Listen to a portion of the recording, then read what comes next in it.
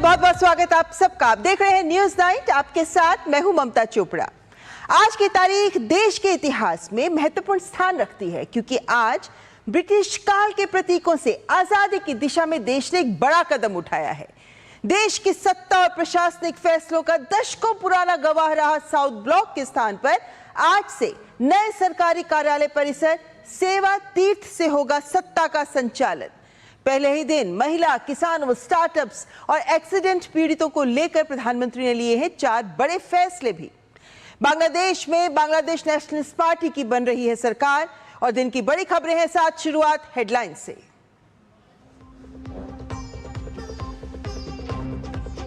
प्रधानमंत्री नरेंद्र मोदी ने सेवा तीर्थ भवन परिसर के नामकरण का किया अनावरण।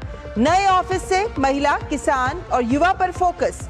4 बड़े फैसलों पर किए हस्ताक्षर। सेवा तीर्थ को बताया राष्ट्र प्रथम के लिए प्रतिबद्धता का सशक्त प्रतीक।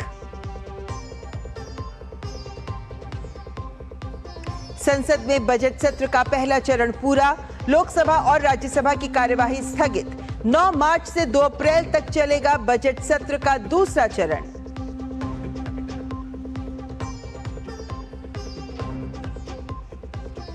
लोकसभा में नेता प्रतिपक्ष राहुल गांधी के व्यवहार और रवैये पर भाजपा आक्रामक। संसदीय गरिमा के अपमान का लगाया आरोप। कहा लोकतांत्रिक प्रक्रियाओं का उल्लंघन करना राहुल की आदत।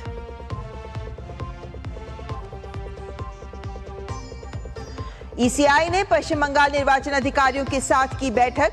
निर्देश पालन में टाल मटोल करने पर लिया आड़े हाथ।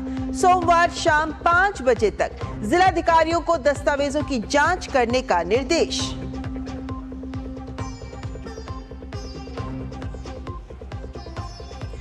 बांग्लादेश में बीएनपी की बम्पर जीत। पीएम मोदी ने बीएनपी प्रमुख तारिक रहमान को दी बधाई। कहा लोकतांत्रिक, प्रगतिशील, समावेशी बांग्लादेश के समर्थन में भारत।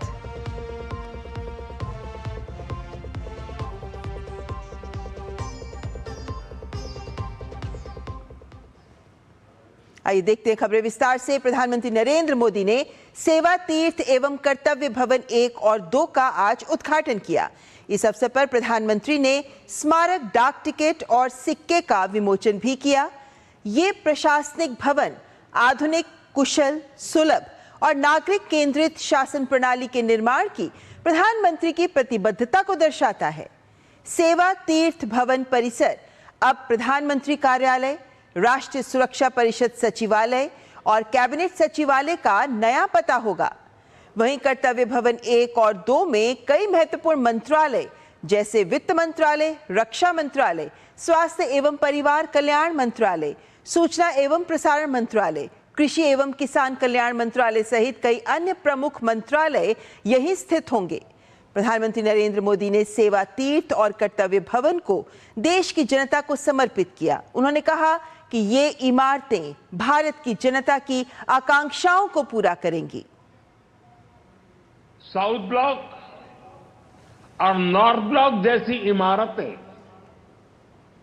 जहां ब्रिटिश हुकूमत की सोच को लागू करने के लिए बनी थी, वहीं आज मैं गर्व के साथ कह सकता हूं कि सेवा तीर्थ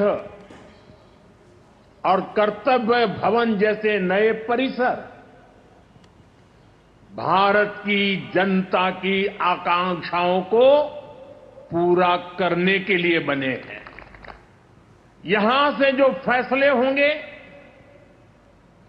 वो किसी महाराजा की सोच को नहीं,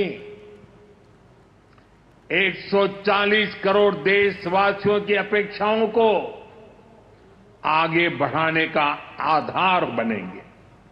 इसी अमृत भावना के साथ आज मैं ये सेवा तीर्थ,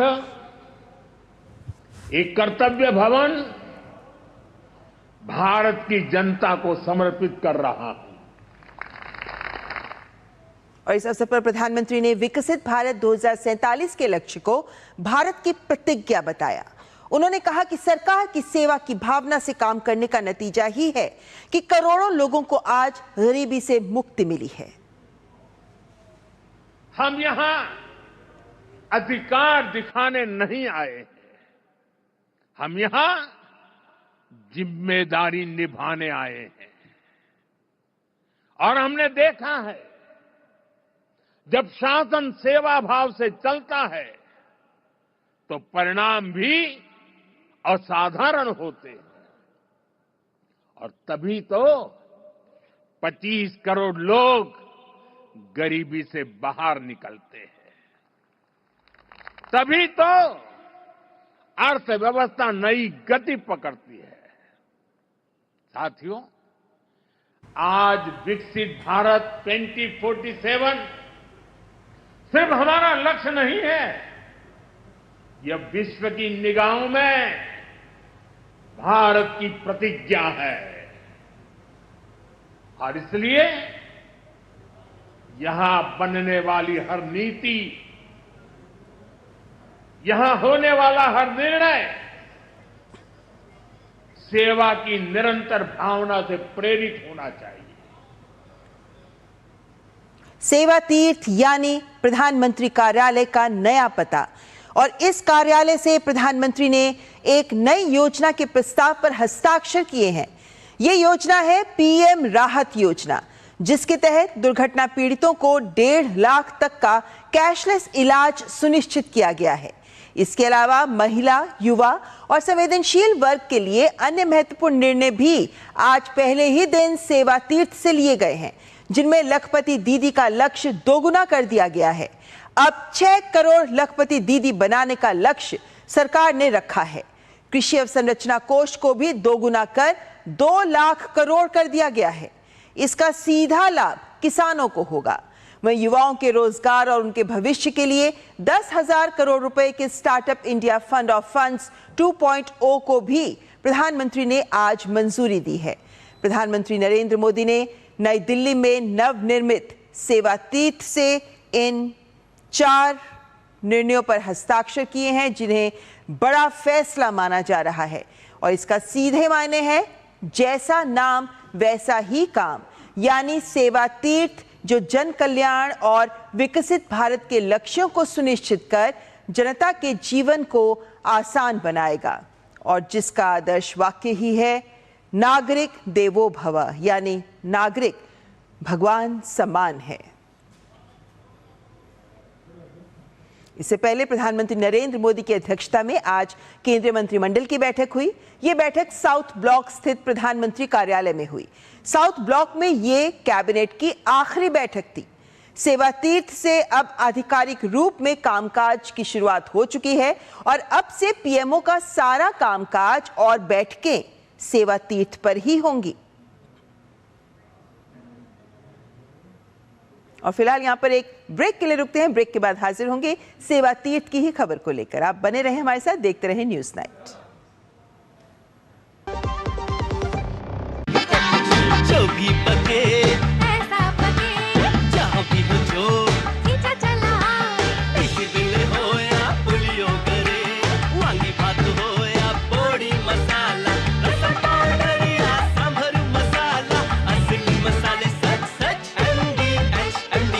राम राम कुशवंत जी। कुशवंत जी, आपकी फसल तो पूरे गांव के लिए मिसाल बन गई है। ये तो आप सबकी दुआ और धानुका के मैक्सील्ड का कमाल है। मैक्सील्ड? ये है धानुका का मैक्सील्ड। उपज में दम, तरक्की हर कदम। मेरी पसंद, मेरी पसंद, मेरी पसंद, मेरी पसंद, हमारी पसंद, हम सब की पसंद। मजबूत देश का मजबूत सरिया हो गया स्टील। वाह, गाय तुम्हारी माता है ना?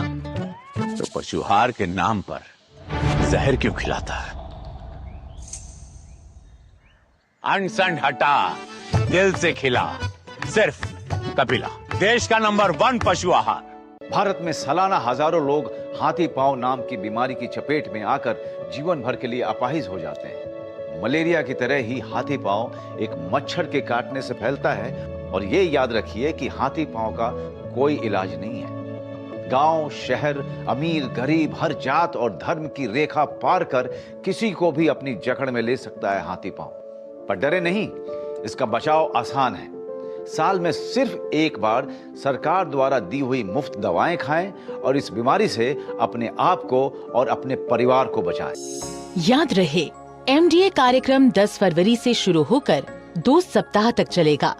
दवा जरूर खाएं। स्वास्थ्य एवं परिवार कल्याण मंत्रालय, भारत सरकार द्वारा जनहित में जारी। इच्छाओं की कोई उम्र नहीं होती, आज हो या कल आंखों में हरदम चमकती, कल भी रहे आज के ठाट, ना हो टेंशन रिटायरमेंट के बाद, हाँ करनी है तैयारी, NPS जरूरी है। मैसेज डियर इन्वेस्टर, एक एक्सपर्ट स्टॉक टिप खास आपके लिए। ये ऐप डाउनलोड करो और पैसे डबल करो। एक्सपर्ट जी, बदमाश का बाप हूँ मैं। ऐप डाउनलोड करने से पहले मैं आपका पूरा रिपोर्ट कार्ड निकालूंगा। मैं मूर्ख नहीं हूँ। डिस्टेंस UPI कहता है, अगर कोई ऐसी सलाह दे तो पहले एडवाइजर की पूरी जांच कर ले और कहे मैं मूर्ख नहीं।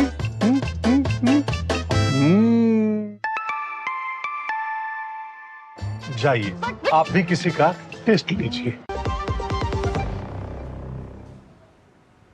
और सेवा तीर्थ में क्या कुछ है खास, क्या है इसकी विशेषताएं, तमाम आपके सामने बातें रखना चाहेंगे, क्योंकि अब से सेवा तीर्थ ही होगा हमारे देश का नया पावर सेंटर, जहां से देश को किया जाएगा संचालित। बताते हैं आपको क्या कुछ होगा हमारे साथ, क्योंकि यहां पर अगर हम सेवा तीर्थ की बात करते हैं तो प्रधानमंत्री कार्यालय भी यहां होगा, राष्ट्रीय सुरक्षा परिषद सचिवालय भी यहां होगा, साथ ही साथ कैबिनेट सचिवालय के साथ कर्तव्य भवन 1 और कर्तव्य भवन 2।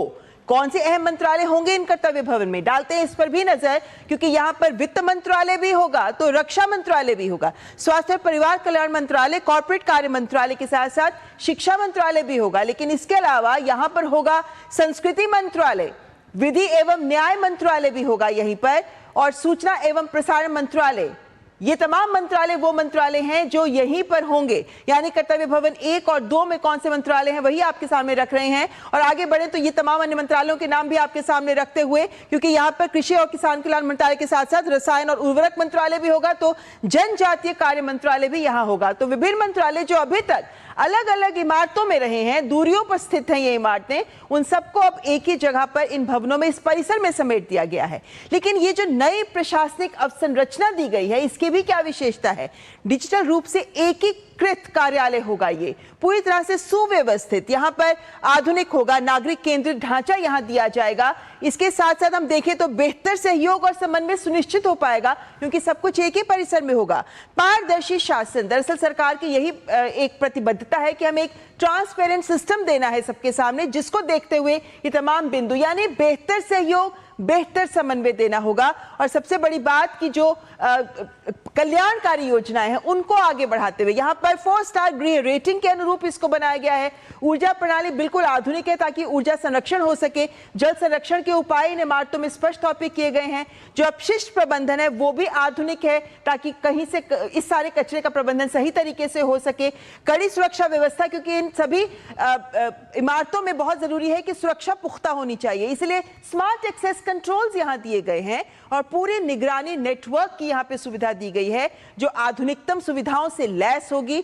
और जो आपातकालीन प्रतिक्रिया ढांचा भी है कोई डिजास्टर मैनेजमेंट को लेकर, वो भी यहाँ पर आधुनिकतम दिया गया है। तो ये तमाम बिंदु हैं जो ये दिखाते हैं कि किन मायनों में ये, अगर हम सेवा तीर्थ की बात करते हैं तो जन सेवा को लेकर जो लक्ष्य लेकर आगे बढ़ रहे हैं, उन लक्ष्यों के आधार पर अगर हम देखें तो हम पाते हैं कि ये हमारे प्रशासनिक ढांचे को आधुनिक करने के साथ साथ कार्यक्षमता को भी आगे बढ़ाएगी और सरकार के विभिन्न विभागों में समन्वय सुनिश्चित करते हुए हमें अपने लक्ष्यों के लिए काम करने के लिए और सक्षम बनाएगी। आइए अब बात कर लेते हैं आज संसद भवन से आ रही खबर का, क्योंकि हम जानते हैं कि आज बजट सत्र का अंतिम दिन था, यानी पहला भाग जो बजट सत्र का था वो आज समाप्त हो गया है। तो पहले भाग के आखिरी दिन भी लेकिन आज लोकसभा में विपक्ष का हंगामा देखने को मिला और वहीं राज्यसभा में प्रश्नकाल सुचारू रूप से चला। सत्र के दौरान सत्ता पक्ष और विपक्ष के बीच में कई मौकों पर गतिरोध भी देखने को मिला जो कई दिनों से देखने को मिल रहा था।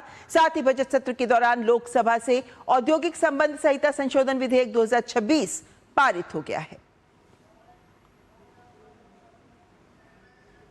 संसद के बजट सत्र का पहला भाग शुक्रवार को समाप्त हो गया। 28 जनवरी से शुरू हुए संसद के बजट सत्र के दौरान केंद्रीय वित्त मंत्री निर्मला सीतारमण ने अपना बजट पेश किया, जबकि बजट सत्र की शुरुआत राष्ट्रपति के अभिभाषण से हुई।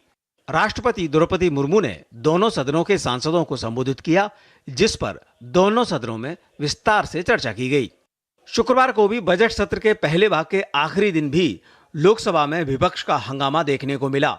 वहीं राज्यसभा में प्रश्नकाल के दौरान केंद्रीय कृषि मंत्री ने कई सवालों के जवाब दिए। कृषि मंत्री शिवराज सिंह चौहान ने राज्यसभा में कहा कि किसान अन्नदाता ही नहीं, आज ऊर्जादाता की भूमिका में है और वह सोलर पैनल के जरिए अपनी आय में वृद्धि कर रहा है। पीएम कुसुम के अंतर्गत अन्नदाता सोलर पैनल लगा के उससे ऊर्जा पैदा करने का भी काम कर सकता है और वैसी परियोजनाएं भी हमने स्वीकृत की है।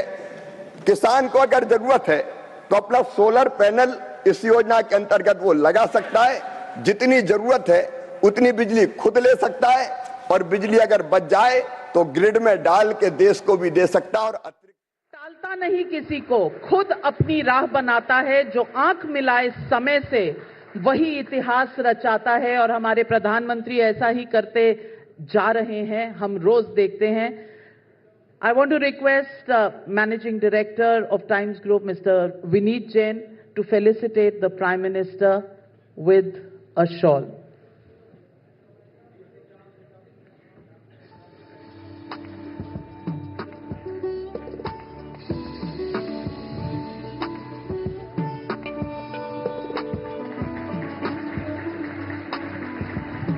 It's time to invite you to the podium, Mr. Vineet Jain, for your welcome address to the Prime Minister.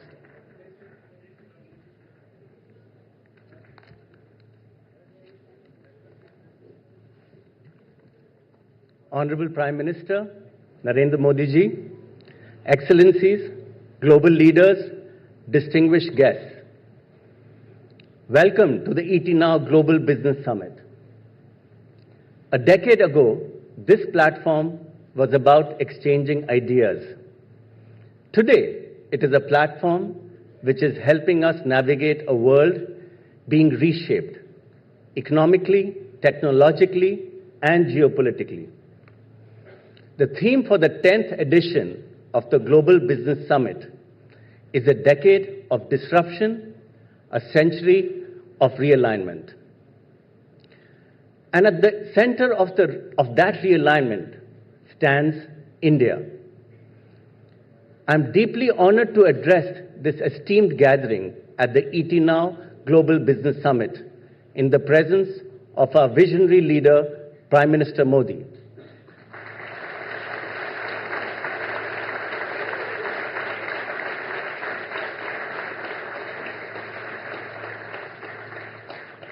Today, I speak not just as a representative of the business community, but as a proud citizen of a nation that has embarked on a remarkable journey of transformation and growth.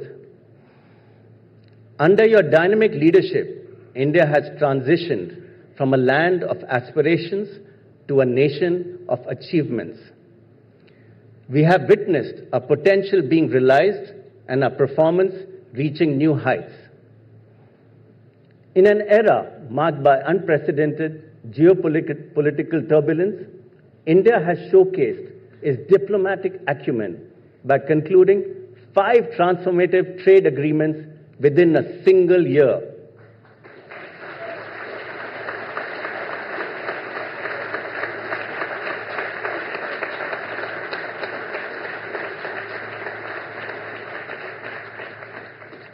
These agreements with the United States, European Union, United Kingdom, New Zealand, and Oman have positioned India as a bridge builder in a fractured world. The EU Free Trade Agreement alone represents approximately 25% of global GDP, while the US partnership secures preferential access to a $30 trillion market. Prime Minister, your call for Atmanirbhar turned out to be a visionary because it has necessarily evolved from the economic policy into a vital strategy to counter the weaponization of global trade, supply chains, and technology. The physical transformation of India is breathtaking. Our national highways have added more than 50,000 kilometers over the last 10 years. 7 high-speed rail corridors will soon connect our major cities as growth connectors. India's metro network, now the world's 3rd largest, has expanded to over 1,000 kilometers.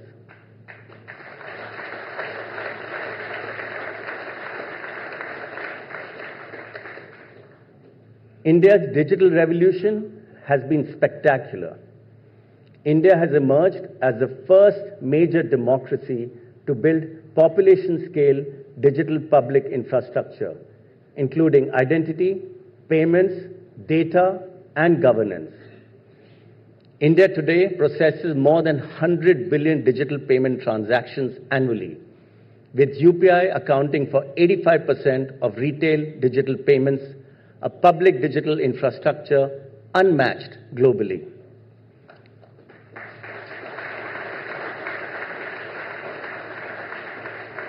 Given the increasing competition and monopolization of tech businesses by global giants, India should target building globally competitive businesses in tech and media sectors, such as digital media, social media, tech platforms, marketplaces, commerce and transactions, enterprise software, and agentic AI. Media provides the foundation for businesses to build brands and communicate services. And foreign-owned businesses currently control over 60% of overall advertising spends in India. It is therefore imperative for India to develop global-scale entities in these areas, including both media and big tech.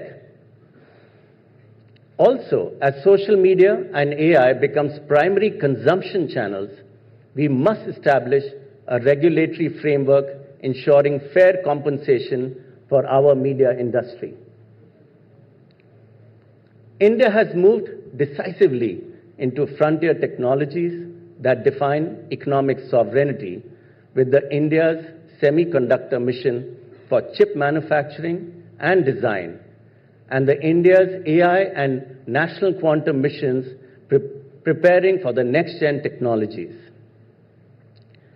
The National Critical Mineral Mission secures rare earth processing capabilities, while the policy enabling private sector participation in small modular reactors will transform our nuclear power landscape. In renewable energy, we have achieved 50% non-fossil fuel capacity by 2025, 5 years ahead of our Paris Agreement target.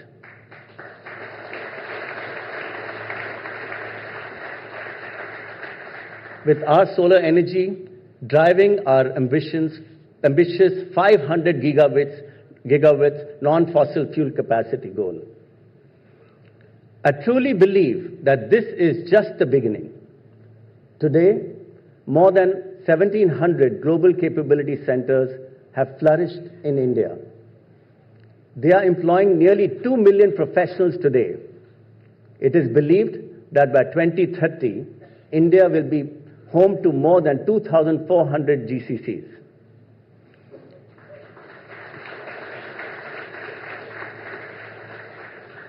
Today, Young India is not waiting for jobs.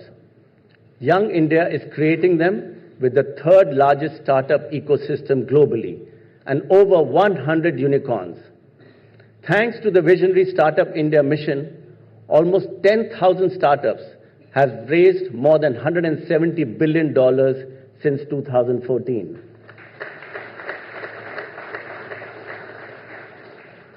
India has become the 4th nation to succeed in space docking experiments. With over 300 operational space startups, we are democratizing space, technology, and fostering innovation. Since PM's announcement on Independence Day last year, over 350 reforms have been rolled out across sectors. GST 2.0 simplified taxation and reduced compliance burdens. The historic Income Tax Act 2025, replacing the 1961 Act, streamlines provisions and reduces litigations. Implementation of the new labor codes will modernize the workforce and boost formal jobs. These achievements represent more than just statistics. They represent dreams fulfilled, lives transformed, and a nation confident in its destiny. As India moves steadily towards Viksit Bharat at 2047, the defining feature of this journey is not ambition alone, but confidence in execution. Over the past decade, India has demonstrated that democracy and decisive governance can move together, that development and delivery reinforce each other. Today, India is not just a passive participant in the global order. It is an active shaper of it and is guided by continuity, credibility, and conviction. This is India's moment, and it is being shaped with purpose. As the ET Now Global Business Summit completes its first decade, it does so at a time when the ability to institutionalize resilience may be the defining economic skill of our era. Nations that can convert disruption into strength and uncertainty into strategy will define the century ahead. Honorable Prime Minister, you have given India confidence. You have given India clarity. You have given India ambition. India does not ask whether it can rise. India declares to the world that it is rising.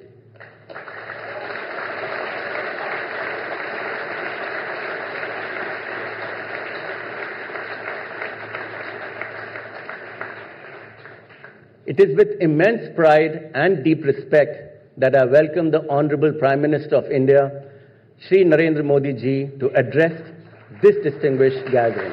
Thank you.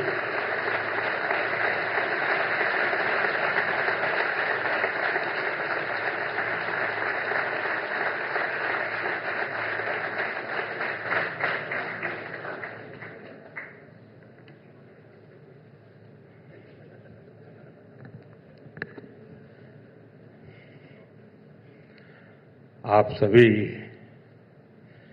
इस global business summit में आप सबका मैं अभिनंदन करता हूं। हम यहाँ A decade of disruption, a century of change, इस विषय पर चर्चा कर रहे हैं।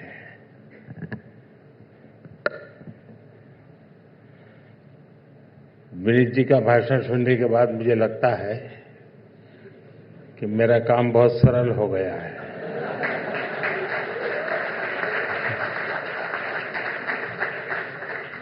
लेकिन एक छोटी रिक्वेस्ट करूं, इतना सारा आपको पता है तो कभी ईटी में तो दिखना चाहिए।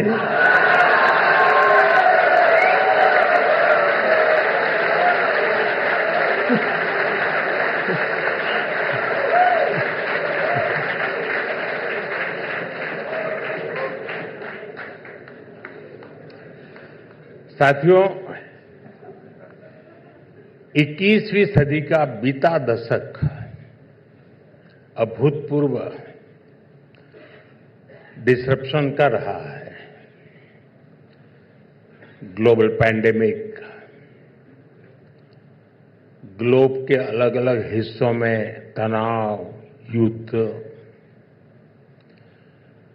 और ग्लोब के संतुलन को हिला देने वाले सप्लाई चेन ब्रेकडाउन्स, दुनिया ने एक दशक के भीतर काफी कुछ देख लिया, लेकिन साथियों कहते हैं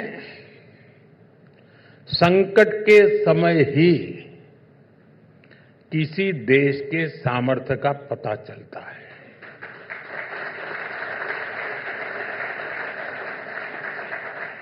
और मुझे बहुत गर्व है,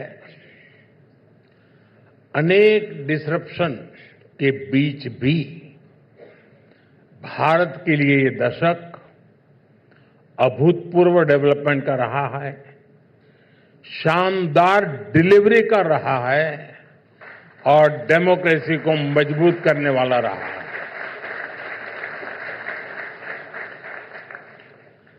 जब पिछला दशक शुरू हुआ था तो भारत 11वें नंबर की अर्थव्यवस्था था। इतनी उथल-पुथल में पूरी आशंका थी कि भारत और नीचे चला जाएगा, लेकिन आज भारत बहुत तेजी के साथ दुनिया की तीसरी सबसे बड़ी इकोनॉमी बनने जा रहा है।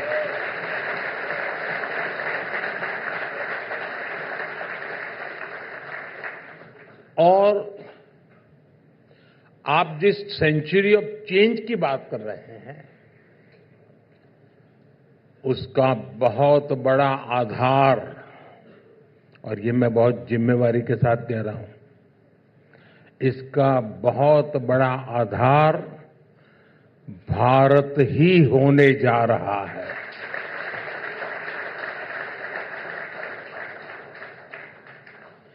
आज भारत दुनिया की ग्रोथ में 16% से ज्यादा योगदान दे रहा है और मुझे विश्वास है इस सेंचुरी के हर आने वाले साल में हमारा योगदान और भी बढ़ता रहेगा, निरंतर बढ़ता रहेगा। मैं वो मदान की तरह एस्ट्रोलॉजर के रूप में नहीं आया हूं।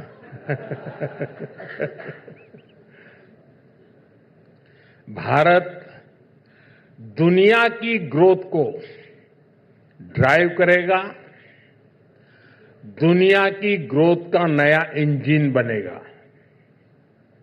साथियों, दुनिया में सेकंड वर्ल्ड वॉर के बाद एक नई वैश्विक व्यवस्था बनी थी।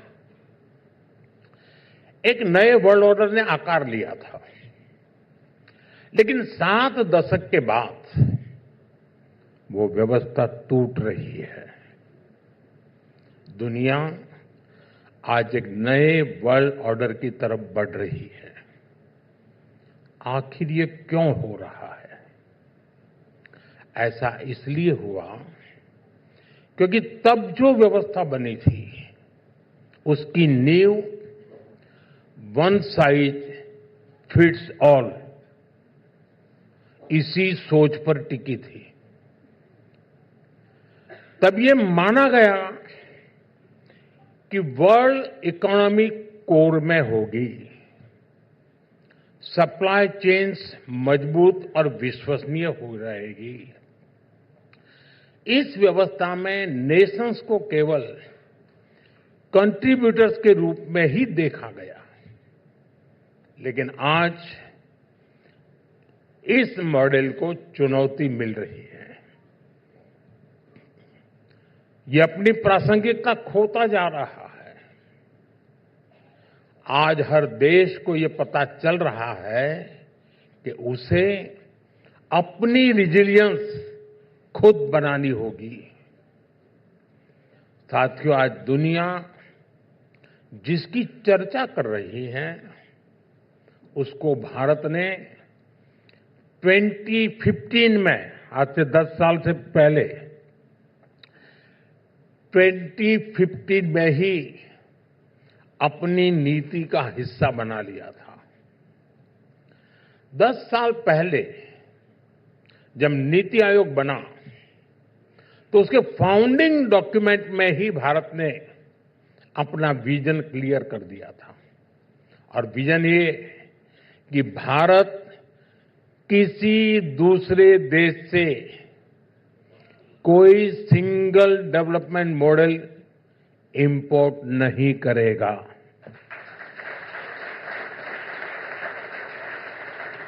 हम भारत के विकास के लिए भारतीय अप्रोच को लेकर ही चलेंगे। इस नीति ने भारत को अपने हिसाब से, अपनी रिक्वायरमेंट के हिसाब से, अपने हित में फैसले लेने का आत्मविश्वास दिया। और ये एक बड़ा कारण है कि डिसरप्शन के दशक में भी भारत की इकोनॉमी कमजोर नहीं पड़ी, निरंतर मजबूत होती गई। साथियों, आज 21वीं सदी के इस दशक में भारत रिफॉर्म एक्सप्रेस पर सवार है और इस रिफॉर्म एक्सप्रेस की सबसे बड़ी खासियत यह है कि हम इसे कंपल्सन में नहीं बल्कि कन्विक्शन के साथ, रिफॉर्म के कमिटमेंट के साथ गति दे रहे हैं। यहां तो बहुत बड़ी बड़ी संख्या में बड़े बड़े एक्सपर्ट बैठे हैं, अर्थ जगत के दिग्गज बैठे हैं। आपने भी 2014 से पहले का दौर देखा है। जब तक हालात मजबूर न कर दें, जब तक कोई संकट न आ जाए, जब कोई और रास्ता न बचे, तब मजबूरन रिफॉर्म्स किए जाते थे। आप याद करिए, 1991 का रिफॉर्म भी तब हुआ जब देश पर दिवालिया होने का खतरा आ गया था, जब देश को सोना गिरवी रखना पड़ा था। पहले की सरकारों का यही तरीका था, वो रिफॉर्म्स कंपल्सन में ही किया करते थे। जब 26/11 का आतंकी हमला हुआ, कांग्रेस सरकार की कलई खुल गई तो एनआईए का गठन किया गया। जब पावर सेक्टर बर्बाद हो गया, ग्रिड फेल होने लगे, तब मजबूरी में कांग्रेस को पावर सेक्टर में याद आई। साथियों, ऐसी एक लंबी सूची है जो याद दिलाती है कि जब कंपल्सन में, मजबूरी में रिफॉर्म होता है तो न सही नतीजे मिलते हैं, न देश को सही परिणाम मिलते हैं। साथियों, आज मुझे गर्व है कि बीते 11 वर्षों में हमने पूरे कन्विक्शन के साथ रिफॉर्म किए हैं और ये रिफॉर्म पॉलिसी में हुए हैं, प्रोसेस में हुए, डिलीवरी में हुए और इतना ही नहीं, माइंडसेट में भी रिफॉर्म हुआ है।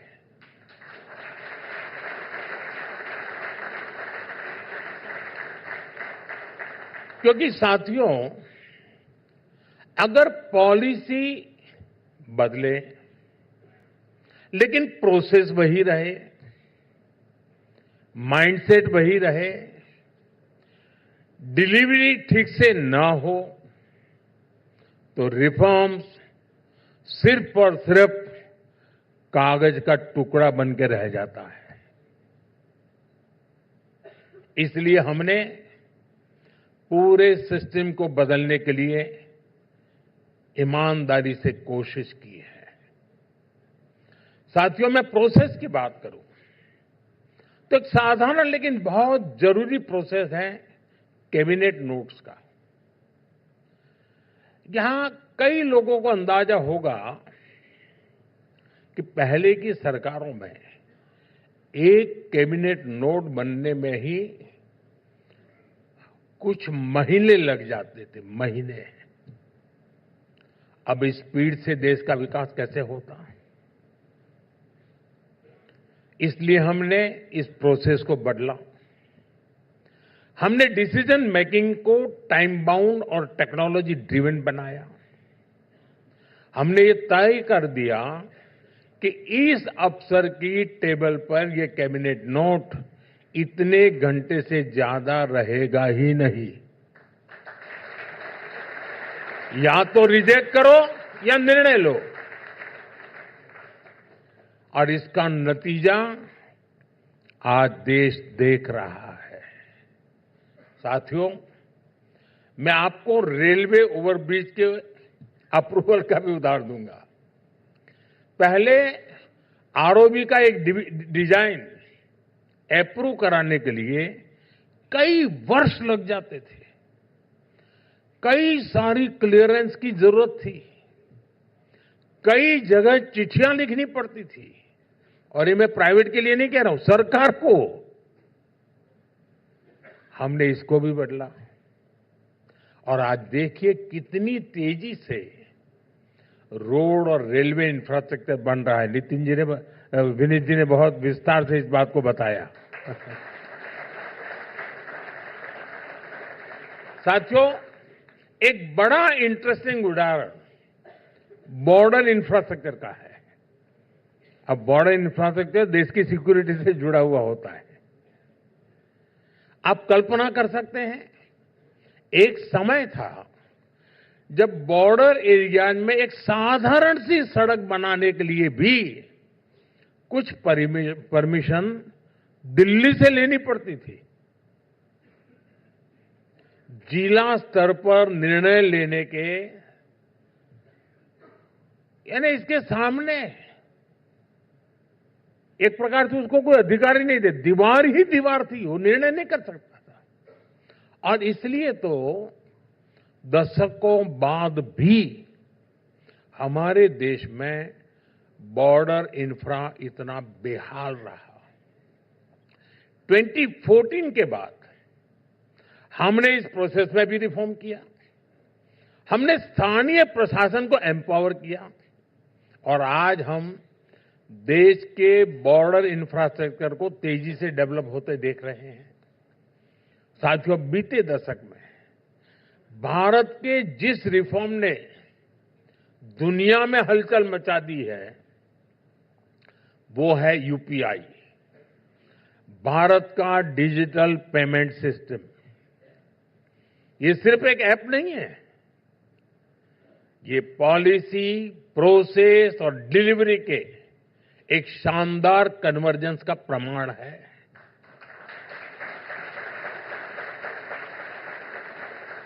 जो लोग कभी बैंकिंग और फाइनेंस से जुड़े बेनिफिट्स के बारे में सोच भी नहीं सकते थे, यूपीआई देश के ऐसे नागरिकों को सर्व कर रहा है। ये जो डिजिटल इंडिया है, डिजिटल पेमेंट सिस्टम है, जनधन, आधार, मोबाइल की ट्रिनिटी है। ये रिफॉर्म किसी कंपल्सन से नहीं हुआ है, ये हमारा कन्विक्शन था।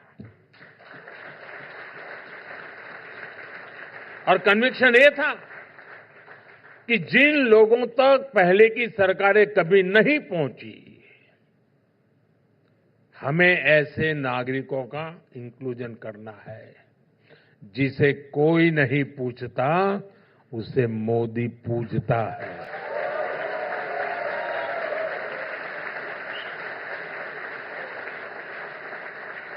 और इसलिए ये रिफॉर्म किए गए हैं। और आज भी हमारी सरकार इसी सोच के साथ चल रही है। साथियों, भारत का ये जो नया मिजाज है, वो हमारे बजट में भी रिफ्लेक्ट होता है। पहले जब बजट की चर्चा होती थी, तो फोकस सिर्फ आउटले पर होता था। कितना पैसा आवंटित हुआ, क्या सस्ता हुआ, क्या महंगा हुआ। और उस दिन टीवी देखेंगे तो पूरी टीवी एक ही, यानी इनके लिए बजट मतलब इनकम टैक्स ऊपर गया कि नीचे गया, इसके आगे उनको देश दिखता ही नहीं है। और होता तो क्या था, कितनी ट्रेनें घोषित हुई, यही चलता रहता था। उन घोषणाओं का बाद में क्या हुआ कोई पूछने वाला नहीं था। और इसलिए हमने बजट को आउटले के साथ साथ आउटकम सेंट्रिक बनाया।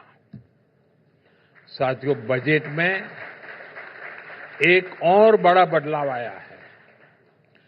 2014 से पहले ऑफ बजट बोरोइंग पर बहुत अधिक चर्चा होती थी, लेकिन अब ऑफ बजट रिफॉर्म्स की चर्चा होती है। बजट से बाहर नेक्स्ट जनरेशन जीएसटी रिफॉर्म्स हुए, प्लानिंग कमीशन की जगह नीति आयोग बनाया, आर्टिकल 370 की दीवार गिरा दी, 3 तलाक के खिलाफ कानून बनाया, नारी शक्ति वंदन अधिनियम बनाया।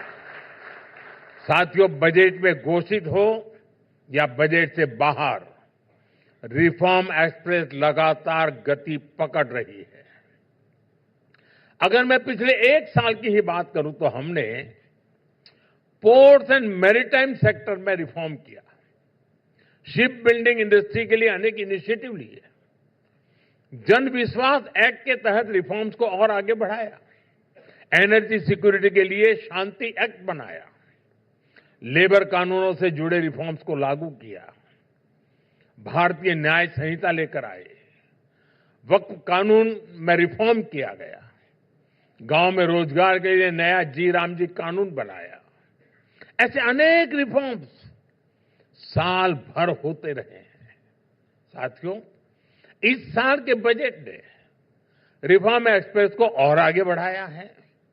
वैसे तो बजट के बहुत सारे आयाम हैं, लेकिन मैं 2 इंपॉर्टेंट फैक्टर्स की बात करूंगा, कैपेक्स और टेक्नोलॉजी। बीते वर्षों की भांति इस बजट में भी इंफ्रास्ट्रक्चर पर खर्च को बढ़ाकर करीब 17 लाख करोड़ रुपए कर दिया गया है। और आप जानते हैं कि कैपेक्स का मल्टीप्लायर इफेक्ट कितना बड़ा होता है। इससे देश की कैपेसिटी और प्रोडक्टिविटी बढ़ती है। अनेकों सेक्टर्स में बहुत बड़ी संख्या में जॉब क्रिएशन भी होती है। 5 यूनिवर्सिटी टाउनशिप का निर्माण, देश के टियर 2, टियर 3 शहरों के लिए सिटी इकोनॉमिक रीजन्स का निर्माण और 7 नए हाई स्पीड रेल कॉरिडोर, ऐसे बजट अनाउंसमेंट सही मायने में युवाओं पर, देश के फ्यूचर पर ये इन्वेस्टमेंट है। साथियों, बीते दशक में हमने टेक्नोलॉजी और इनोवेशन को ग्रोथ का कोर ड्राइवर माना है। इसी सोच के साथ देश में स्टार्टअप कल्चर, हैकाथॉन कल्चर, उसको हमने प्रमोट किया। आज देश में 2 लाख से अधिक स्टार्टअप, रजिस्टर्ड स्टार्टअप्स हैं और ये डाइवर्स सेक्टर्स में काम कर रहे हैं। हमने युवाओं को प्रोत्साहित किया है। देश में रिस्क टेकिंग कल्चर को पुरस्कृत करने का भाव जगाया और परिणाम हमारे सामने है। इस साल का बजट हमारी इसी प्राथमिकता को और मजबूत करता है। विशेष तौर पर बायोफार्मा, सेमीकंडक्टर और एआई जैसे सेक्टर के लिए इस बजट में महत्वपूर्ण घोषणाएं की गई है। साथियों, आज जब देश की आर्थिक ताकत बढ़ी है तो हम राज्यों को भी उतना ही ज्यादा सशक्त कर रहे हैं। मैं एक और आंकड़ा आपको देना चाहता हूं। 2004 से 2014, 10 साल, इस दरमियान राज्यों को टैक्स डिवॉल्यूशन के तौर पर 18 लाख करोड़ रुपए, 18 लाख करोड़ रुपए के आसपास ही मिले थे 4 से 14 तक, जबकि 2014 से लेकर 2025 तक राज्यों को 84 लाख करोड़ रुपए दिए जा चुके हैं।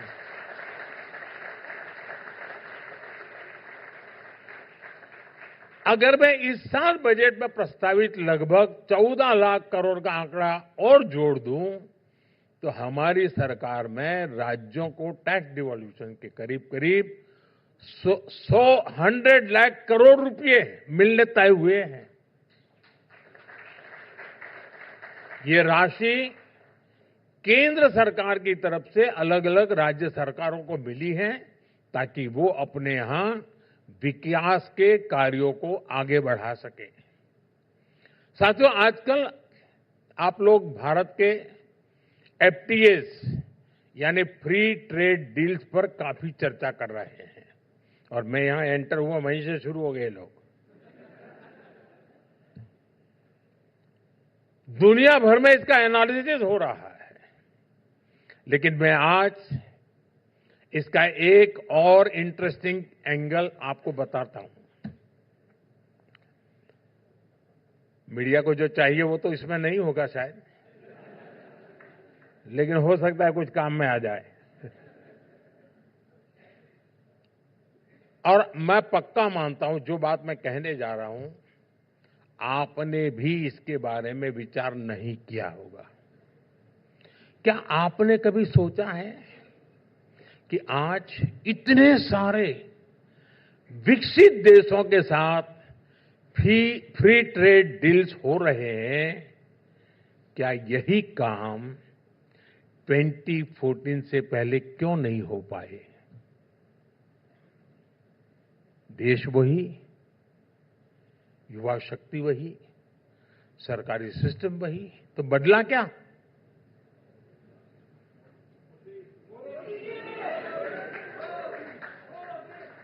बदलाव सरकार के विजन में आया है, नीति और नीयत में बदलाव आया है, भारत के सामर्थ्य में बदलाव आया है।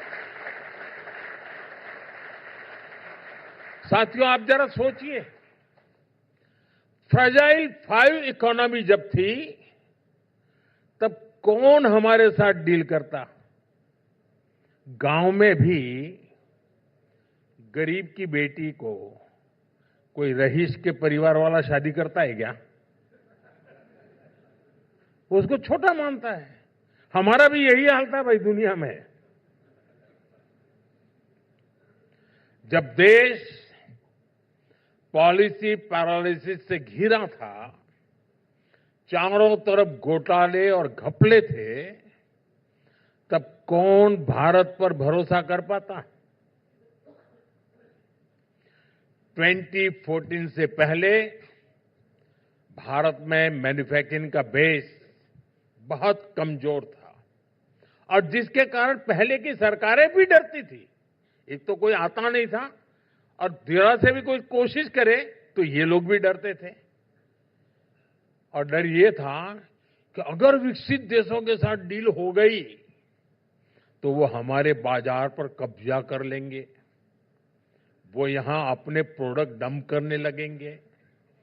हताशा, निराशा के उस माहौल में 2014 से पहले यूपीए सरकार सिर्फ 4 देशों के साथ ही कॉम्प्रिहेंसिव ट्रेड एग्रीमेंट कर पाई थी,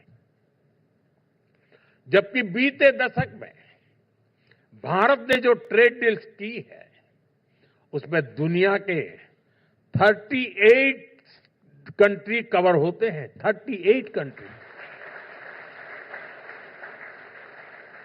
और ये दुनिया के अलग अलग रीजन्स में है। आज हम इसलिए दुनिया के साथ ट्रेड डील्स कर रहे हैं क्योंकि आज का भारत आत्मविश्वास से भरा हुआ है। आज का भारत दुनिया के साथ कॉम्पीट करने के लिए तैयार है। बीते 11 वर्षों में भारत ने मैन्युफैक्चरिंग का एक मजबूत इकोसिस्टम देश में विकसित किया है। इसलिए आज भारत समर्थ है, सशक्त है और इसलिए दुनिया भी हम पर भरोसा करती है। यही बदलाव हमारी ट्रेड पॉलिसी में आए, पैराडाइम शिफ्ट का आधार बने और यही पैराडाइम शिफ्ट विकसित भारत की हमारा यात्रा का अनिवार्य स्तंभ बना है। साथियों, आज हमारी सरकार पूरी संवेदनशीलता के साथ देश के हर नागरिक को विकास में सहभागी बनाते हुए कार्य कर रही है। जो विकास की दौड़ में पीछे छूट गया, हम उसके विकास को प्राथमिकता दे रहे हैं। पहले की सरकारों ने दिव्यांग जनों के लिए सिर्फ घोषणाएं की, हम भी उसी रास्ते को जारी रख सकते थे, लेकिन ये सरकार की संवेदनशीलता का उदाहरण है। आप में से शायद जो बातें मैं बता रहा हूं, आप जिस लेवल के लोग हैं शायद उसमें फिट नहीं बैठती होगी। हमारे दिव्यांग जनों के लिए जैसे हमारे यहां लैंग्वेज में बिखराव है ना, साइन लैंग्वेज का भी वही हाल था जी। तमिलनाडु में जाओ तो एक साइन लैंग्वेज, उत्तर प्रदेश में जाओ तो दूसरी, गुजरात में जाओ तो तीसरी, असम में जाओ तो चौथी। अगर यहां का दिव्यांग आसाम गया तो बेचारा समझ ही नहीं पाता था। अभी कोई बड़ा काम तो नहीं था। अगर संवेदनशील सरकार होती है ना, तो उसको एक काम छोटा नहीं लगता है।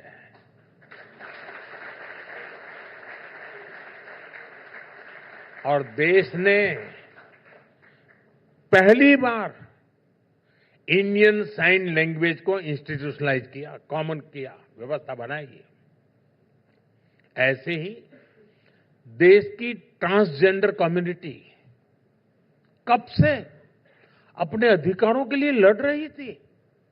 हमने उनके लिए भी कानून बनाकर उन्हें सम्मान से जीने का कवच दिया है। बीते दशक में ही देश की करोड़ों बहनों को 3 तलाक की कुरीति से मुक्ति मिली। लोकसभा और विधानसभा में महिलाओं के लिए आरक्षण पक्का हुआ। साथियों, आज सरकारी मशीनरी की सोच भी बदली है, उसमें संवेदनशीलता आई है। सोच का अंतर क्या होता है, ये हम जरूरतमंदों को मुफ्त अनाज देने वाली स्कीम में भी देखते हैं। विपक्ष के कुछ लोग हमारा मजाक उड़ाते हैं और कुछ अखबारों में जरा छपता भी ज्यादा है। विपक्ष मजाक उड़ाता है कि जब 25 करोड़ लोग गरीबी से बाहर निकल ही गए हैं तो उनको मुफ्त राशन क्यों मिलता है। अजीबोगरीब सवाल है। अगर आप बीमार हैं, अस्पताल में गए और अब अस्पताल से आपको छुट्टी मिली, तो भी डॉक्टर कहता है कि 7 दिन तक ये संभालना, 15 दिन तक ये संभालना। कहता है कि नहीं कहता है। गरीबी से बाहर निकले हैं, लेकिन ये सवाल पूछ रहे हैं कि निकले हैं तो फिर अनाज क्यों देते हो।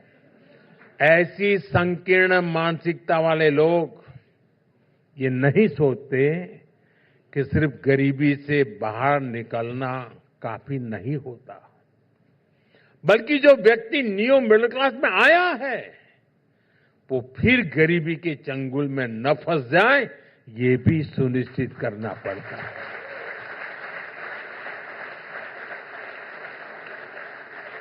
इसलिए उसे आज अनाज मुफ्त की सुविधा मिल रही है, आवश्यक है। बीते वर्षों में केंद्र सरकार ने इस योजना पर लाखों करोड़ रुपए खर्च किए हैं। इससे गरीब और न्यू मिडिल क्लास को बहुत बड़ा संबल मिला है। साथियों, सोच का एक और फर्क हम अपने आसपास भी देखते हैं। कुछ लोग हैं जो कहते हैं कि ये मोदी 2047 की बात क्यों करता है? 2047 में विकसित भारत बनेगा नहीं बनेगा, किसने देखा? हम रहे या न रहे उसे हमारा लेना देना क्या है? अब देखिए, ये सोच है और ये बड़े बड़े लोगों की सोच है, ये कोई मैं अपने शब्द नहीं बता रहा हूं। साथियों, जिन लोगों ने आजादी के लिए लड़ाई लड़ी, लाठियां खाई, काला पानी की सजाएं पड़ी, फांसी के तख्त पर चढ़ गए, अगर वो भी यही सोचते कि आजादी पता नहीं कब मिले, हम क्यों आज आजादी के लिए लाठी खाए, तो सोचिए क्या उस सोच के साथ देश कभी आजाद हो पाता क्या?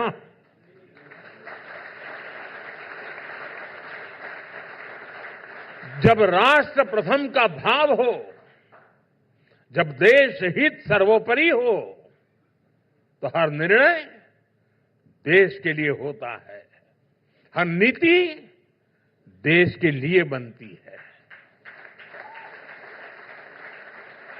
हमारी सोच स्पष्ट है, विजन साफ है। हमें देश को विकसित बनाने के लिए निरंतर काम करना है। 2047 तक हम रहे न रहे, लेकिन ये देश रहेगा, इस देश की संतानें रहेगी। इसलिए हमें अपना आज खपाना है, ताकि आने वाली पीढ़ियों का कल सुरक्षित रहे, उज्जवल रहे।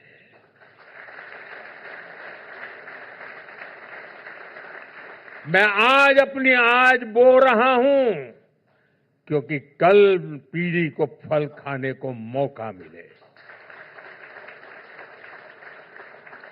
साथियों, दुनिया को अब डिसरप्शन के साथ जीने के लिए तैयार रहना होगा। समय के साथ इनके नेचर में बदलाव आएगा, लेकिन ये तय है कि अब व्यवस्थाएं बहुत तेजी से बदलेगी। एआई से जो डिसरप्शन हो रहे हैं, वो तो आप देख ही रहे हैं। आने वाले समय में एआई और भी क्रांतिकारी बदलाव लेकर आने वाली है। भारत इसके लिए भी तैयार है। कुछ ही दिनों में भारत में ग्लोबल एआई इंपैक्ट समिट होने जा रही है। दुनिया के अनेक देश, दुनिया भर के टेक लीडर्स इस समिट में हिस्सा लेने के लिए भारत आ रहे हैं। सभी के साथ मिलकर हम एक बेहतर विश्व बनाने के लिए निरंतर प्रयास करते रहेंगे। इसी भरोसे के साथ एक बार फिर इस समिट के लिए आप सभी को बहुत सारी मेरी शुभकामनाएं।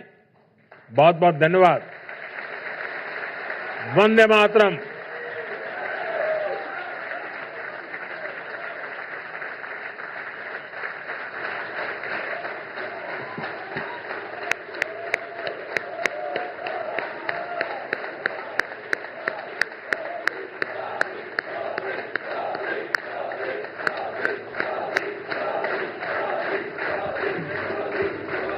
ये तालियों की गड़गड़ाहट बनाए रखिए। मजबूर से मजबूत भारत जिन्होंने बनाया, कंपल्शन से एम्बिशन ने जिन्होंने सफर तय करवाया, विजन और इम्प्लीमेंटेशन जिसने दिखाया, जिसको कोई नहीं पूछता उसको मोदी पूछता है।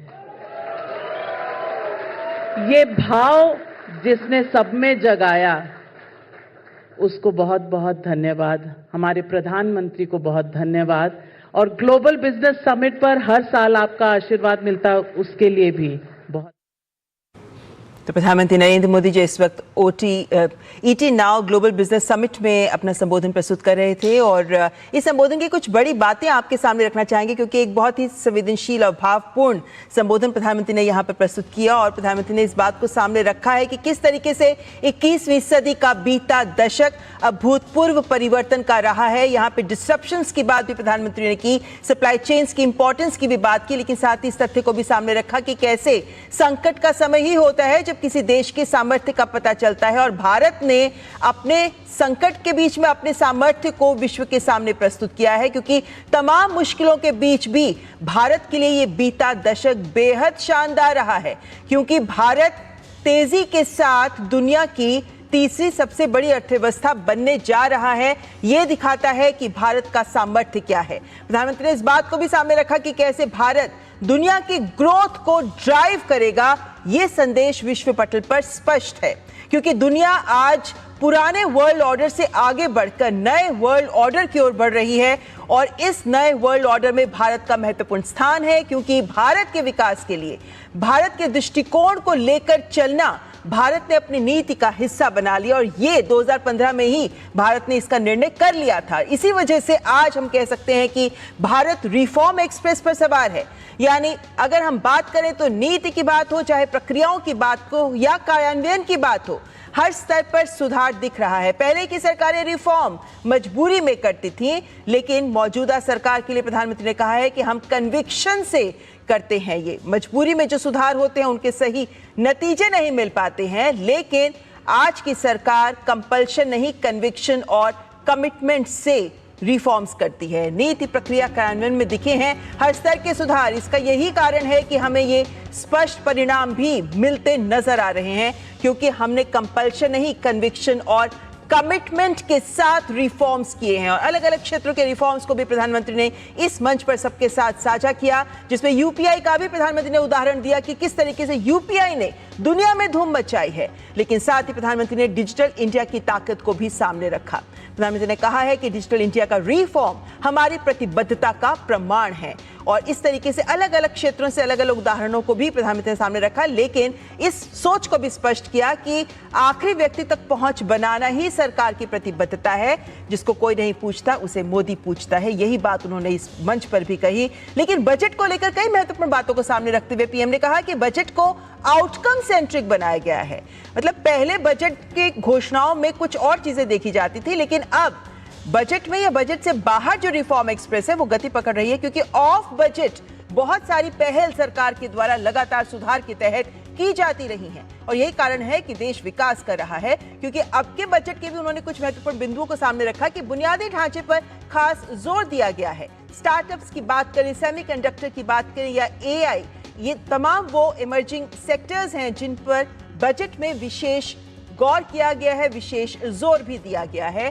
प्रौद्योगिकी और नवाचार पर प्रधानमंत्री ने विशेष जोर दिया कि कहा कि यही इंजन्स हैं जिनके आधार पर हमारा देश आगे और विकास को रफ्तार देता नजर आ रहा है। लेकिन एफटीए की बात भी उन्होंने कही कि एफटीए, ये सवाल भी पीएम ने उठाया कि ऐसा क्यों है कि हम इतने रफ्तार के साथ एफटीए देशों के साथ करें, लेकिन 2014 से पहले ऐसा क्यों नहीं किया गया। ये सवाल पूछा जाना चाहिए क्योंकि यही दिखाता है कि आज और पुराने दौर में यही फर्क है कि आज हम नीति और नियत सरकार की स्पष्ट है और यही एफटीए जिस तरीके से इनका क्रियान्वयन हो रहा है और जिस तरीके से एफटीए सामने आ रहे हैं, यही कारण है उस बदलाव का। क्योंकि बीते दशक उन्होंने इस बात को भी सामने रखा कि 38 देशों के साथ ट्रेड डील्स होना भारत के लिए एक बहुत बड़ी उपलब्धि है और ये दिखाता है कि विश्व की भारत के प्रति नजरिया किस तरीके से बदला है। क्योंकि आज का भारत, उन्होंने आज की ताकत भी बताई कि आज के भारत की ताकत है कि दुनिया के साथ हम प्रतिस्पर्धा करने के लिए तैयार हैं।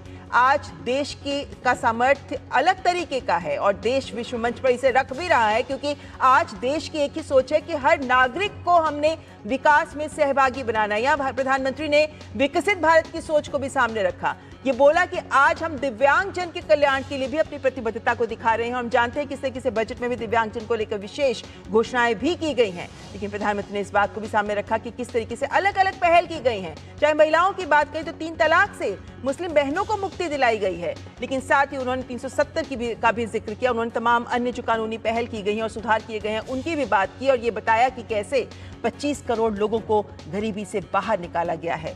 ये प्रधानमंत्री ने अंत में यही बात सामने रखी है कि अगर देश का, क्योंकि आज हमारे भारत देश का एक ही सोच है कि राष्ट्र प्रथम हो, राष्ट्र हित सर्वोपरि हो, और उसी को लेकर नीतियां भी उसी आधार पर बनाई जा रही हैं। 2047 तक विकसित भारत का सपना साकार करना है। तो प्रधानमंत्री ने इस बात का आह्वान किया है कि हमें जब विकसित भारत को बनाना है तो सबको साथ लेकर चलना होगा और अपने आप को आज खपाना होगा ताकि हम आने वाली पीढ़ियों के लिए बेहतर भविष्य का निर्माण कर सकें, उनको एक सुरक्षित भविष्य भी दे सकें। और इसीलिए प्रधानमंत्री ने यहाँ पर जो महत्वपूर्ण बातें रखी उससे आज के भारत की ताकत को विश्व के सामने प्रस्तुत किया है। फिलहाल बस इतना ही, दीजिए इजाजत, नमस्कार।